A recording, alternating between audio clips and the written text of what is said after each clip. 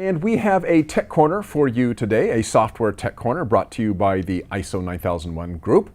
We are going to look at Conformance Manager. This is a web-based management system software that helps you maintain your management system records, track your training, NCRs and CAPAs, equipment maintenance, and a whole lot more, all in one easy-to-use interface.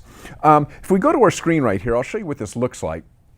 So I mentioned that this is web-based. You can see this is Conformance Manager. The first thing you're going to see is a dashboard. So the nice thing about this is when you first log on to this with a web browser, and by the way, you can access this using a phone, a tablet, or a PC, whatever. First thing you're going to see on the home page is your dashboard, which gives you a lot of information. Here we've got, let's say, our NCRs by month. This is configurable, by the way.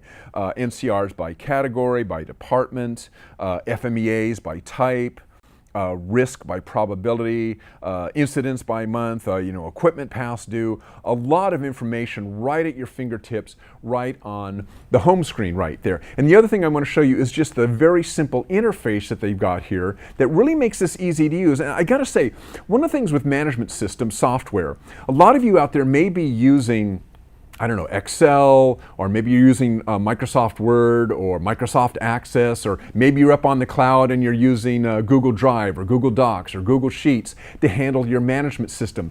Those things work, right? I mean, you can do it that way, but you're not getting the benefits that you can reap from using software that's actually designed to handle a management system. That's what Conformance Manager is. It is software that's designed to handle a management system. It's not kludged together like what honestly some of you might be doing out there. So as I'm going through these features, be thinking about what you're doing currently and how something like this might really help you out, how it might be a lot easier and provide you a lot more benefit to what you're currently doing. So when we look at the interface here, very simple set of menus. We got 8 menu items: admin, employees, pretty self-explanatory; document control, explanatory; requirements, compliance, equipment, monitoring, and of course reports. And I want to dig into each of these a little bit.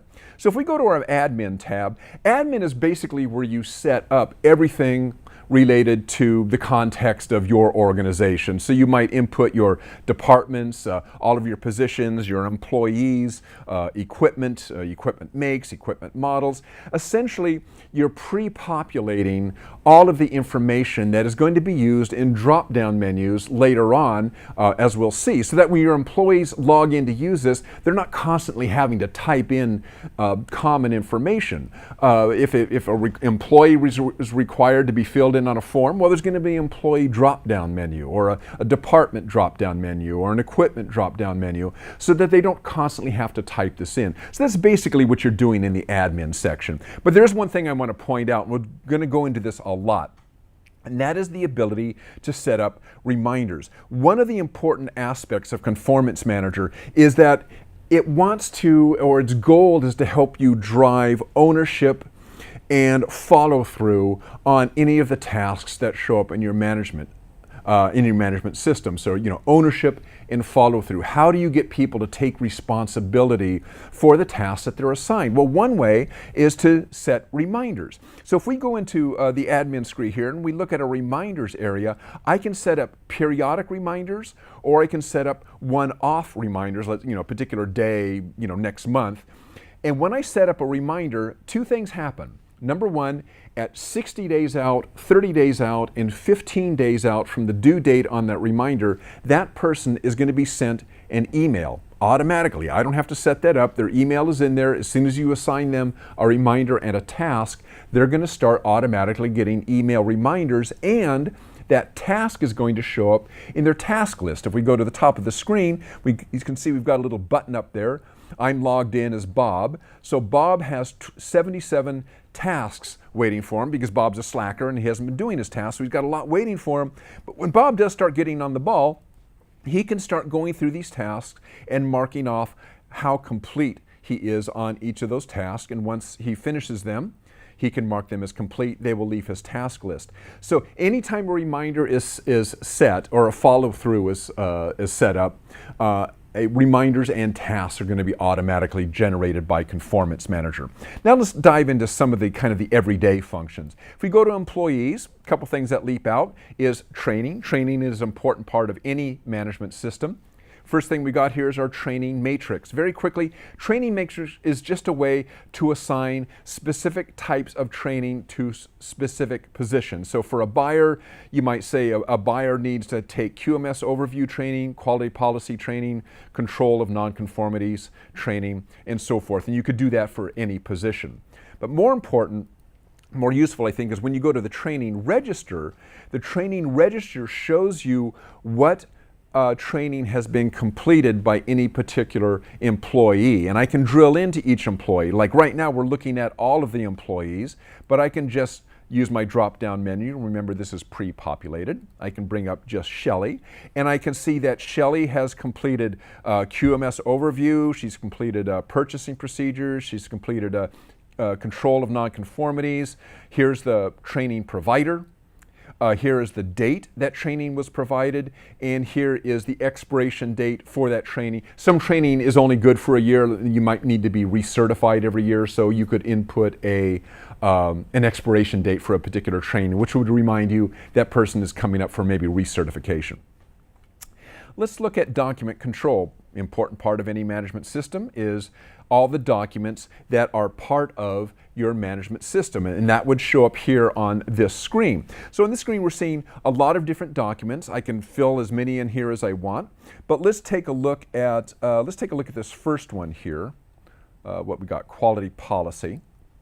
If we look at the quality policy, here's the overview of it, but here is the actual document itself. So this could be a Word document, Excel document, doesn't matter.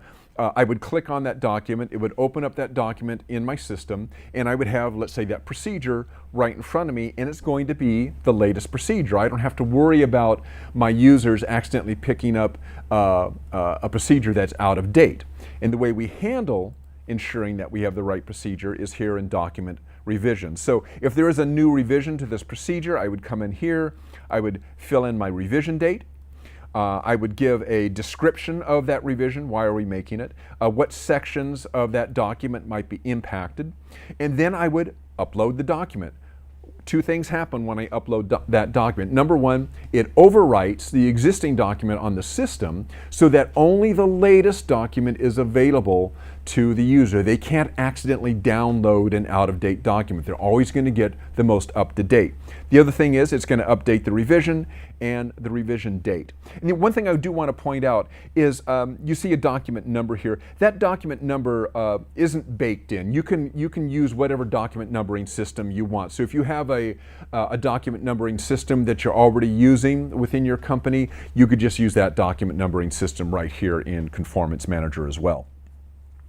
Let's see, let's go to the Requirements tab. A lot of things you can do in the Requirements tab, but let's look at creating a quality plan. You can create as many quality plans as you want for every single product or device that you have within your company. We've got one entered here. This happens to be for a valve. So if we dig into this, let me show you what you got. Now imagine trying to do this, everything I'm going to show you, imagine trying to do this in Excel. It's probably not going to happen. So first thing we have just an overview of this product. Here it is, it's a valve, objectives and deliverables, critical services. But look at all the other information we can input. Design requirements, verification requirements, validation requirements, product specifications, legal requirements, customer requirements, all these different requirements that you can input. You got your documentation. I can upload all the documents that are required for this quality plan, people that are involved, inspection and testing, risk management, all of this right at your fingertips so that when a user comes out, brings up that quality plan, everything they need, including any documents, are right there at their fingertips to upload. All right. Key part of any management system is compliance, and specifically right at the top, no surprise there, is nonconformity and CAPA. So if we go into the nonconformity and CAPA register, this is really what your your internal auditors, your external auditors, your customers really want to see, right? They want to know, are you keeping track of nonconformities? What kind of information are you tracking, and how are you dealing them? What is your corrective and preventative action? And we see that right here. Here's our complete list. We can see which ones quickly are open and closed. We can filter any of these. Just for instance, we could look at only open ones or only closed ones. And if we want to drill down into one of them, let's take a look at this first one.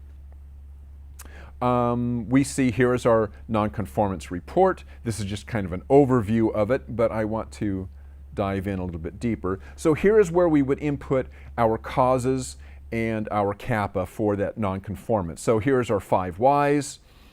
Here's our NCR action, our interim corrective action, our permanent corrective and preventative action, review and follow-up. Remember, help drive ownership and follow-through. That's one of the key aspects of Conformance Manager. Here, we've created an NCR. Now, we can assign who is going to be responsible for follow-up on that NCR. We've put in Bob.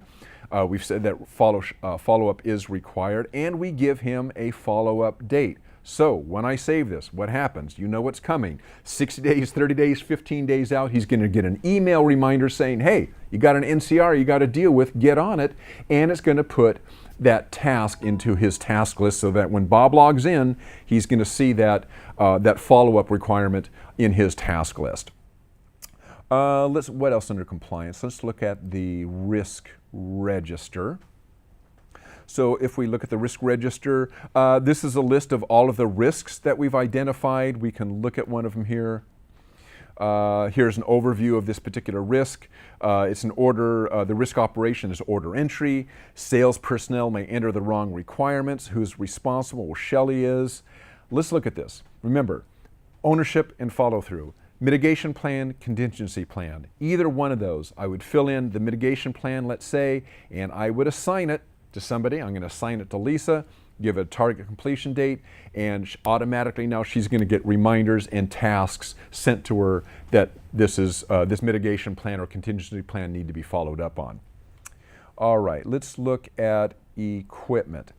Obviously, particularly if you're in manufacturing, it's important that you maintain on a regular basis and have a schedule for maintaining your equipment and calibrating your gauges and so forth, right? So equipment maintenance and calibration, key part of any management system. It's handled here in Conformance Manager right underneath this tab. Just quickly, if we can develop a service schedule. So for a particular group of products, let's say devices. So let's say we have mid-toil calipers of this particular model.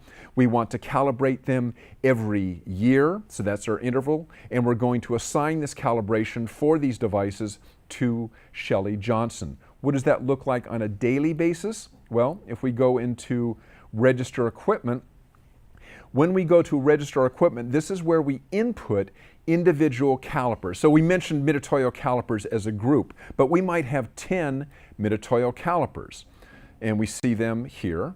They all show up by serial number. So if we had 10 mid-toil calipers, we would see 10 entries by serial number, and if I look into one of those, this is what I wanted to show you. Remember, we said that these calipers had a 1-year service interval, calibration interval. If we look at the service schedule, automatically a service schedule was set up based on the equipment type and the service interval that we already assigned. So you can see March 21st, 2019, 2020, 2021, 2022, etc. All these were set up automatically. Some admin didn't have to go in and manually enter every single one of these. The software Conformance Manager just went, look, I know you've said that this has got a service interval of such and such. You've just input one, and so based on that date that you input that particular instrument, it now has a service interval set, not service interval, but service schedule set up for it, and all of these were assigned to Shelley, so you got it. Shelley is going to start getting emails and tasks assigned to her as the due date approaches for that particular equipment. Next, let's look at monitoring. The only thing I want to point out here is supplier evaluations. If you've got suppliers, you do want to periodically evaluate them. This is the area where you would do it. So if we look at this first one, let's say, who do we got? Let's say, or top-notch. Oh, let's look at this last one, multiple sites. If we go to this one, here we've got just a description of this particular supplier. It's going to have their address, contact, phone number.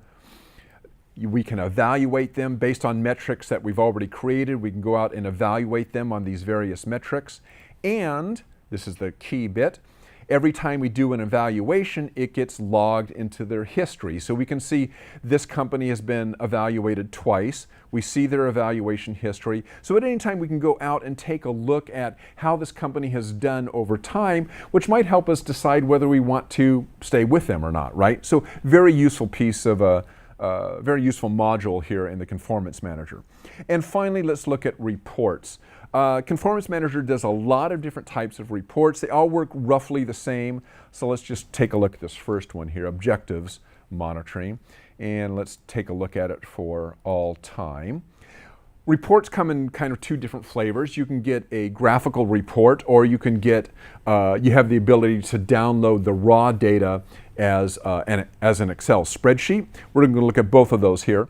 So if we look at objectives monitoring, let's look at it graphically. And we can see here, we can look at a number of different objectives, which we've already put into the system. We've got 4 of them here. We could keep adding to this, but let's look internal audit major findings. Here is our target, and here is how we did over time. So we could look at it graphically, or I could just say, hey, let's download the raw data for this. And we can open this up in Excel, and we can see the same data in its raw form in Excel. We could manipulate it in Excel, or maybe we might bring it from Excel into a third-party software and maybe do more in-depth analysis with it if we wanted. So what we've seen here today, or what I hope I've shown you, is the value of this type of management system software. This software is designed to do a specific thing, unlike Excel or Microsoft Word or something else, which is, you can get the job done that way, but it's not designed to do it. And it's difficult to get this type of functionality in that. And that's kind of what I'm hoping to drive home here for you. You don't get these automatic reminders and the interconnections between all of these different functions like you do in software that's designed to do specifically that. Your job as a company is to create a good product and service for your customer, not to be a software designer. That's why companies like ISO 9001 Group exist, to create software. And the other advantage I will say, we did mention this was web-based, so you can access it via a phone or a tablet or a PC. And because it's web-based, you don't have to maintain or download updates or install updates. Anytime you log in, obviously, you're going to get whatever the latest version is of Conformance Manager. That's what you're going to access on your device. It's always going to be the latest and greatest. So I hope you go out and take a look at this. I hope you've been thinking about how this compares to what you're currently doing, and maybe it'll make you want to go take a look at it. If you do, you can go to www.iso9001group.com. You'll also see the link there on your page. You can go out there and check it out. You can read about the company and you can read about the product. So that is it for today's Quality Digest Live. Special thanks to Stanley Chow of All In Consulting, and of course to ISO 9001 Group for supplying us with Conformance Manager software. Be sure to check that out.